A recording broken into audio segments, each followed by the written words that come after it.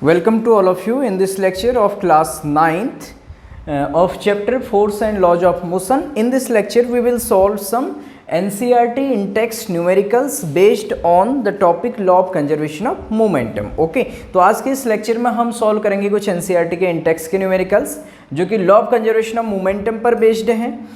तो law of conservation of momentum का derivation हमने इससे प्रीवियस लेक्चर में हमने पढ़ा था, वो ऑलरेडी यूट्यूब पे अपलोड है। तो इसको ये न्यूमेरिकल्स इस लेक्चर को देखने से पहले आप एक बार law of conservation of momentum का वीडियो जरूर देख लीजिएगा।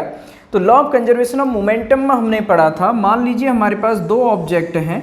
एक ऑब्जेक्ट है मान लीजिए m1 and it is moving with initial velocity u1 से मूव कर रहा है, और हमारे पास सिस्टम में कोई दूसरा ऑब्जेक्ट है m2 और इसकी इनिशियल वेलोसिटी है u2। Means velocity corresponding to object having mass m1, this is suppose object a and this is object b। तो मास m1 वाले ऑब्जेक्ट की वेलोसिटी u1 लेना है, ये आपको ध्यान रखना है न्यूमेरिकल्स में, और m2 मास वाले ऑब्जेक्ट की वेलोसिटी हमें u2 लेना है। अब और ये हो रहा है किसी सिस्टम में जिस सिस्टम में बाहर से कोई एक्सटर्नल फोर्स हमारा नहीं लग रहा हो। ठीक, if F external is zero means system में बाहर से कोई फोर्स नहीं लगेगा, लेकिन सिस्टम के अंदर ऑब्जेक्ट हमारे आपस में इंटरेक्ट कर सकते हैं। तो ये जो दो ऑब्जेक्ट हैं, अगर ये मान लीजिए u1 is greater than u2, हमने प्रूव किया था डेरिवेशन में, अगर इसकी स्पीड ज़्यादा है तो इससे कोलाइड करेगा। हो सकता है ये रेस्ट में भी हो, ठीक, u2 दूसरा ऑब्जेक्ट। तो जब इनमें कोलिजन होता है तो कोलिजन के बाद t टाइम तक सपोज कोलिजन हुआ, तो कोलिजन के बाद ये मैं सीधे यहाँ पर कंडीशन शो कर रहा हूँ, before collision and after collision क्या होगा, इनकी वेलोसिटी क्या हो जाती है, चेंज। मीन्स एक का इनिशियल मोमेंटम आपका क्या रहेगा, चेंज होगा, तो दूसरे में अगर ये लॉस करता है मोमेंटम एक ऑब्जेक्ट, तो दूसरा ऑब्जेक्ट उतना ही मोमेंटम को गेन करता है। लेकिन law of conservation of momentum कहता है सिस्टम का टोटल मोमेंटम कांस्टेंट। तो मान लीजिए कोलिजन के बाद ये ऑब्जेक्ट m1 मास का ऑब्जेक्ट a, इसकी वेलोसिटी हो जाती है v1, और b ऑब्जेक्ट जिसका मास m2 है, इसकी वेलोसिटी चेंज होके हो गई v2। This is after collision. Okay, तो हमारे पास law of conservation of momentum क्या कहता है कि ए टोटल इनिशियल मोमेंटम, इनका total initial momentum equal to mass into velocity. तो यहाँ m1 इंटू u1 ऐसी प्लस इसका m2 इंटू u2, तो टोटल मोमेंटम हो गया m1 u1 plus m2 u2, और ये होगा equal to total final momentum, इसका मोमेंटम m1 v1 ऐसे इसका मोमेंटम प्लस m2 v2, हमने दोनों को सम कर दिया। ये कहता है हमारे पास law of conservation of momentum. Law of conservation of momentum हमसे ये चीज़ बोलता है। ठीक है, तो न्यूमेरिकल करते समय भी हमें क्या ध्यान रखना है, अगर हम किसी एक ऑब्जेक्ट का मास m1 ले रहे हैं तो हमें उसके करस्पॉन्डिंग उसकी वेलोसिटी इनिशियल वेलोसिटी u1 लेना है, और किसी ऑब्जेक्ट का मास अगर m2 ले रहे हैं तो इनिशियल वेलोसिटी क्या लेनी है, u2। ऐसा नहीं कि m2 मास के वाले के लिए वेलोसिटी u1 ले लें, ऐसा नहीं।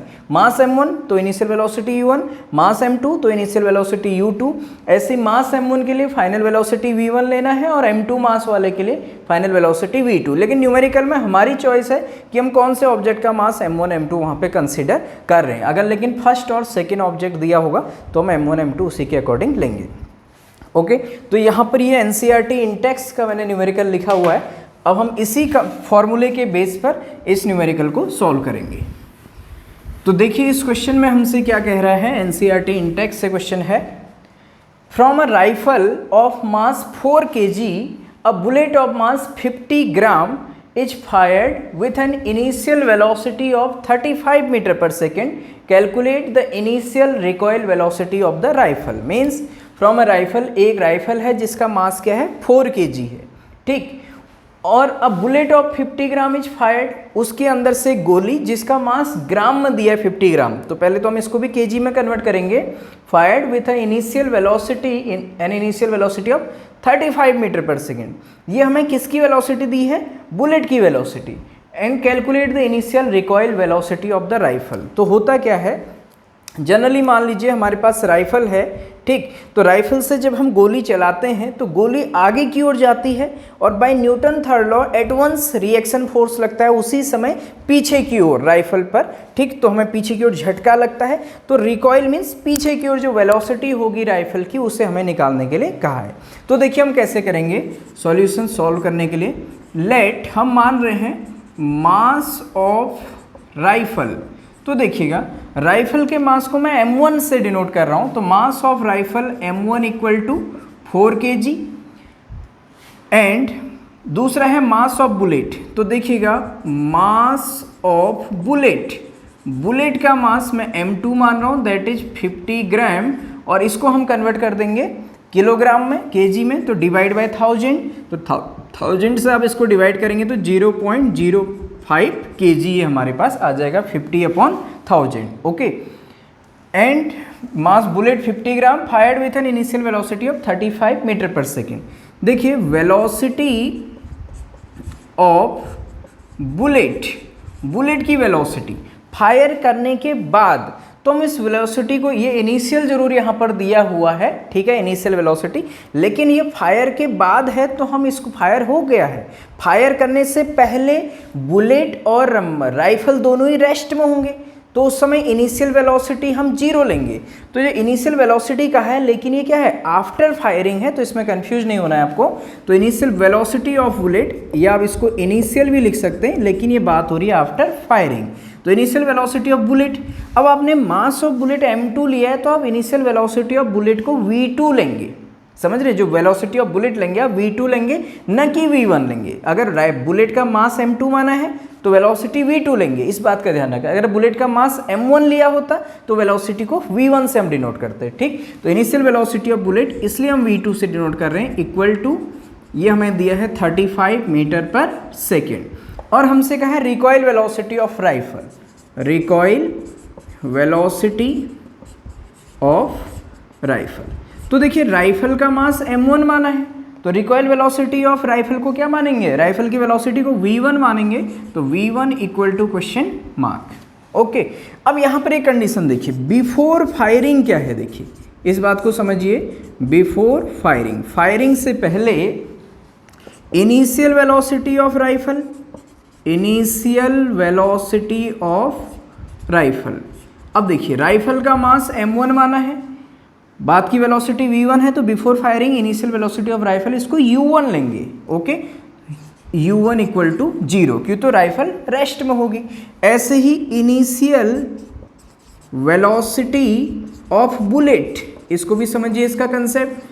देखिए बुलेट के लिए हम m2 v2 में चल रहे हैं, ये इनिशियल वेलोसिटी है, लेकिन ये फायरिंग के बाद है, मैं बिफोर फायरिंग की बात कर रहा हूँ, तो इसलिए मैं इसको लिखूंगा u2, ये भी 0, क्यों, तो rifle and bullet both are rest, दोनों ही किस में होंगे, रेस्ट में होंगे। ओके, तो अब bye law of conservation of momentum, by law of conservation of momentum, तो देखिएगा कैसे सॉल्व होगा। फॉर्मूला हमारे पास क्या है law of conservation of momentum का, इन total momentum before firing equal to total momentum after firing. Okay, तो total initial momentum m1 u1 plus m2 u2 equal to हमारे पास होता है m1 v1 plus m2 v2, ये formula है।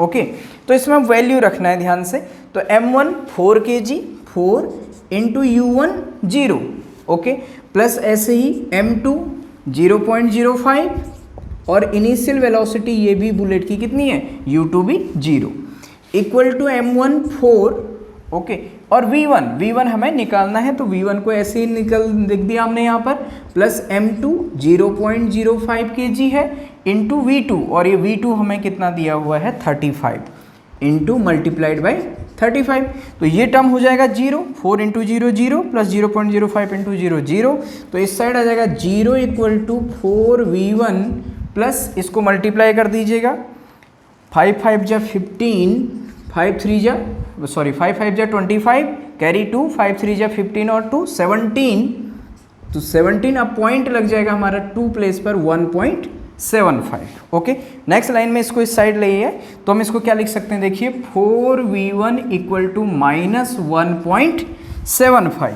Okay, तो यहाँ से हमारे पास आ गया v1 equal to minus 1.75 divide by 4, तो अब इसको डिवाइड कर दीजिए, माइनस 0 पॉइंट लग जाएगा, फिर 4 4 जा 16, 1 कैरी 15 बनेगा, 4 3 जा 12, फिर 3 बचेगा, फिर उसके बाद 7, 4 7 जा 28, और उसके बाद से बचेगा हमारे पास 2 देन 5। ओके, 4 4 जा 16, 1 4 3 जा 12, 3 बचा 30, 4 7 जा 28 एंड देन हमारे पास बचा 2 4 5 जा 20, तो -0.4375 मीटर पर सेकेंड, या हम इसको राउंड ऑफ करके हम इसको लिख सकते हैं -0.44 मीटर पर सेकेंड। ओके, क्यों तो 3 के बाद 5 से बड़ा प्लेस है हमारे पास 7। ओके, तो देखिए ये हमारे पास V1 निकल गया, रिकॉइल वेलोसिटी ऑफ राइफल। तो यहाँ पर आप देख रहे हैं रिकॉइल वेलोसिटी ऑफ राइफल जो है ये कितना है आपके पास, हमारे पास -0.44 metre per second, minus sign आ रहा है। तो माइनस साइन यहाँ पर क्या दिखाता है, वेलोसिटी जो वेक्टर क्वांटिटी आप जानते हैं, तो वेलोसिटी में भी पॉजिटिव, नेगेटिव और जीरो। तो नेगेटिव वेलोसिटी V1 जो आ रहा है हमारे रिकॉल वेलोसिटी आ रहा है -0.44 मीटर पर सेकेंड, जबकि बुलेट की वेलोसिटी प्लस में है, यानी कि प्लस और माइनस मीन्स ये जो वेलोसिटी है ये बुलेट की वेलोसिटी के जस्ट अपोजिट है। मीन्स अगर बुलेट आगे जा रही है तो माइनस साइन इंडिकेट कर रहा है it is opposite, in the opposite direction. Okay, so minus, we can write here the minus sign, or we can say the negative sign indicates that the direction of recoil, of gun or rifle is just opposite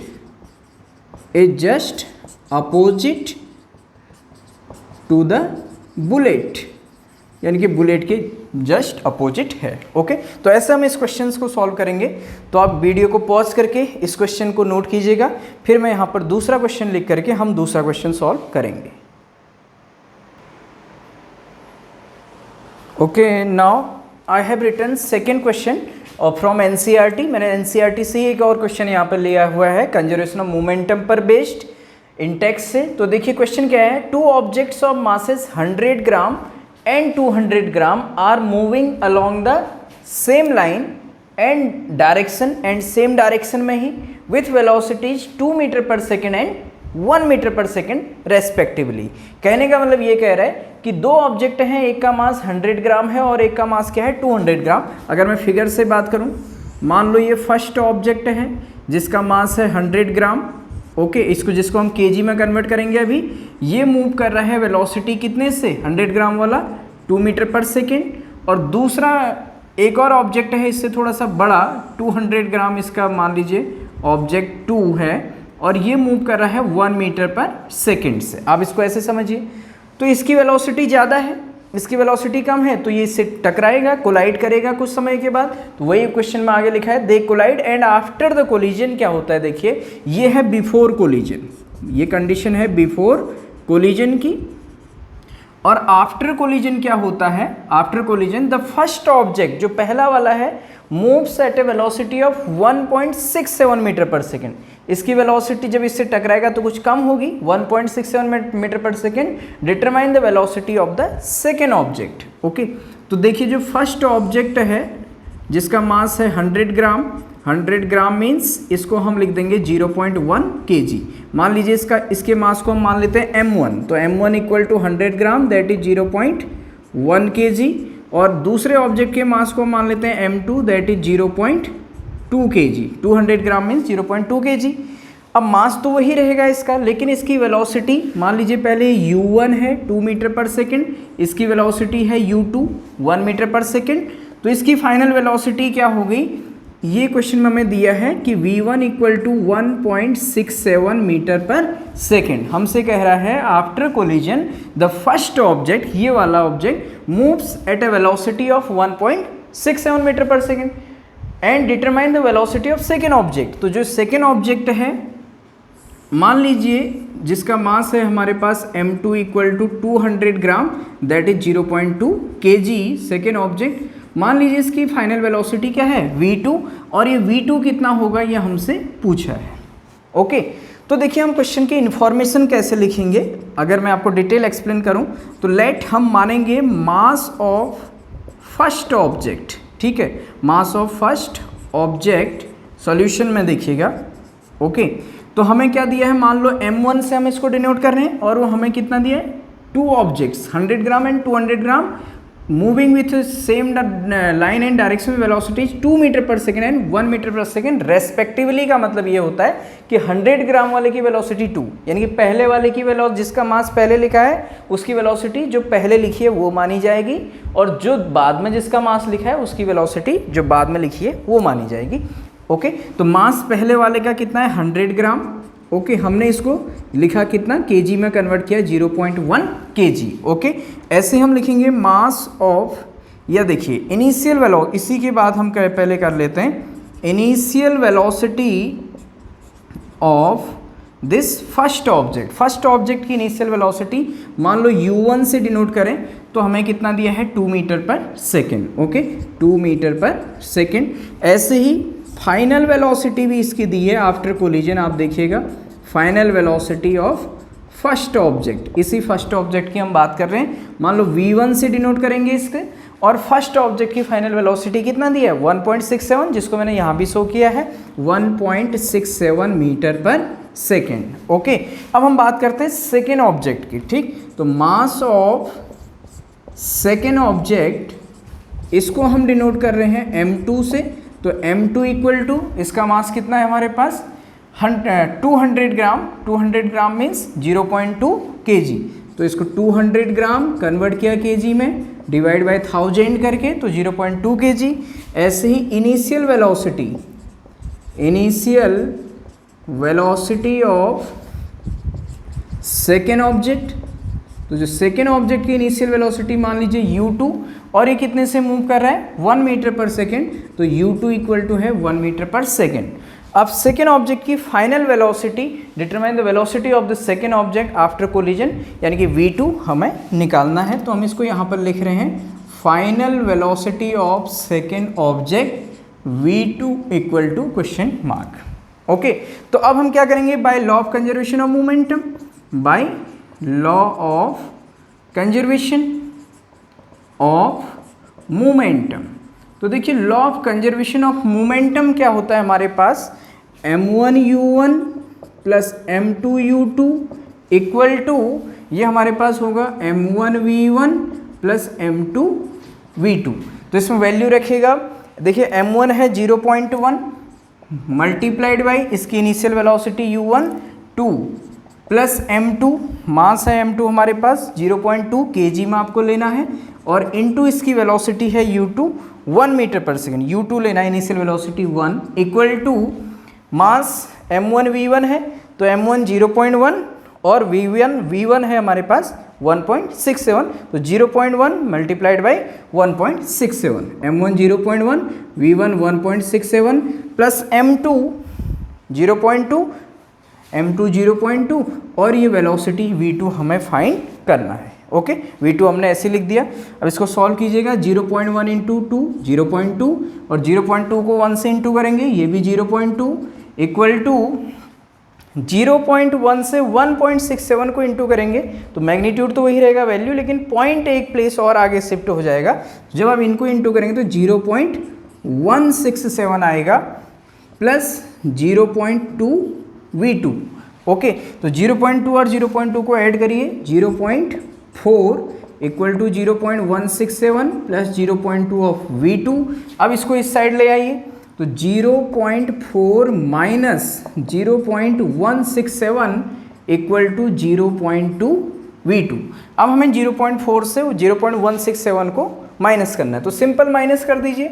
0.4 को मैं 0.400 लिख सकते हैं, और इसमें से minus करना है 0.167, तो 1073, और ये हमारे पास हो जाएगा यहाँ पर 9 में 6 3 312, तो 0.233।